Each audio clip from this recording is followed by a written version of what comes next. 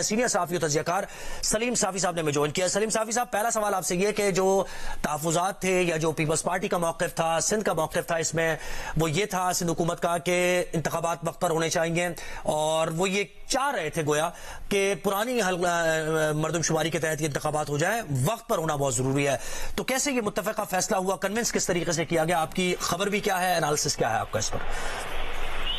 یہ تو بہرحال شروع میں ان کا یہی موقف تھا،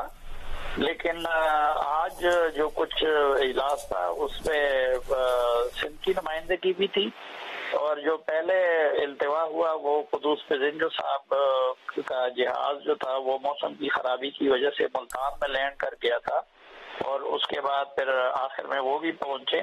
تو بہرحال تمام صوبوں کی بھی نمائندگی تھی، اور پھر جو وفاقی وزراء، کیونکہ اس کا جو کورم ہوتا ہے اس میں پرائم منسٹر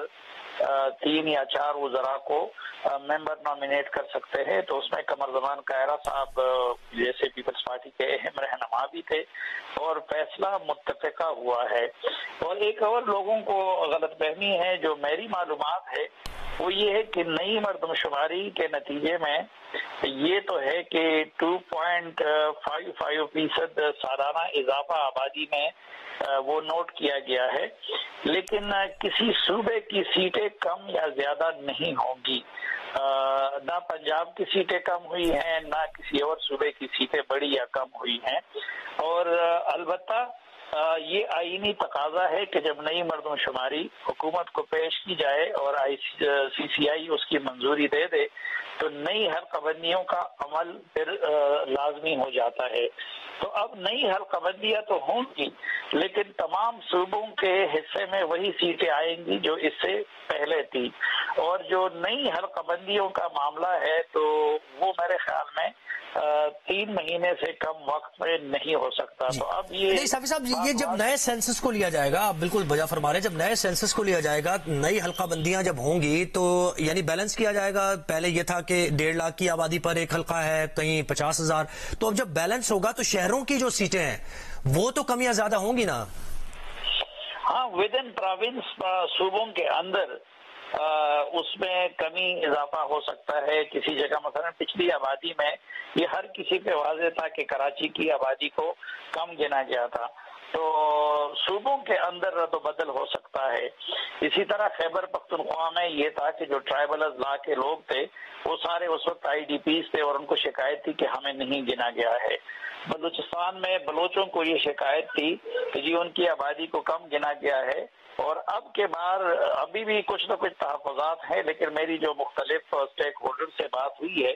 تو وہ بلوچ میں قوم پرست ہوں یا MQM ہو یا پھر پختون ہو، تو وہ پچھلی مردم شماری کی بنسبت موجودہ مردم شماری کو بہت بہتر سمجھتے ہیں۔ تو ود ان پروونس تو حلقوں میں رد و بدل ہو سکتا ہے، لیکن جو یہ بات کی جاتی ہے کہ لیکن صافی صاحب ایسا نہیں ہو، ایسا بھی تو ہو سکتا ہے، پاسبلٹی ہے کہ اینڈ ریزلٹ میں پھر صوبے کی سیٹ کم ہو جائے، کیونکہ جب آپ رد و بدل کریں گے اور کم یا زیادہ کریں گے شہروں کی سیٹیں تو وہ بڑھتے بڑھتے معاملہ جب ایک صوبے کے معاملے پہ جائے گا تو نہیں وہ دیکھیں کہ صوبوں کا ابھی یہ کہا جا رہا ہے کہ صوبوں کی سیٹوں پہ کوئی فرق نہیں پڑے گا، جس صوبے کی سیٹوں کا جو کوٹا ہے تو وہ وہی رہے گا۔ البتہ ود ان پروونس اس کا وہ ہو سکتا ہے۔ ایک چیز اور اس میں مد نظر رکھنی چاہیے کہ وہ آگے لگتا ہے کہ یہ معاملہ سپریم کورٹ میں بھی جائے گا، کیونکہ اب الیکشن کمیشن تو آئینی طور پر مجبور ہے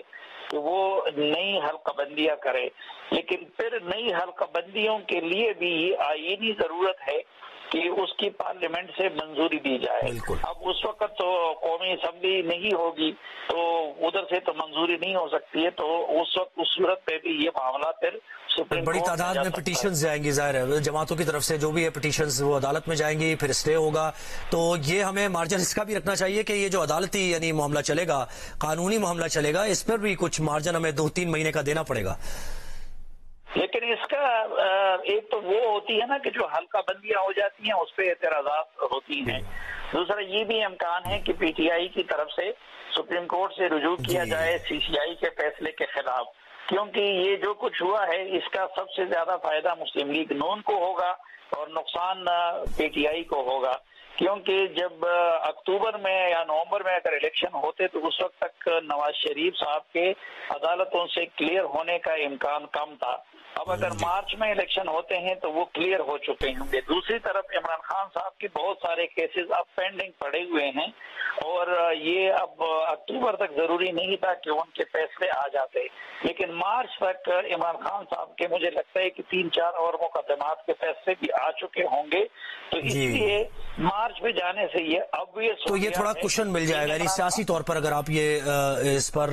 غور کر رہے ہیں اور اپنا تجزیہ دے رہے ہیں کہ تھوڑا سا کشن نون لیگ کو اس میں مل جائے گا اگر 1-2 مہینے مزید ڈیلے ہوتے ہیں انتخابات. اس طرح کا بہت شکریہ سلیم صافی صاحب، آپ نے تجزیہ دیا.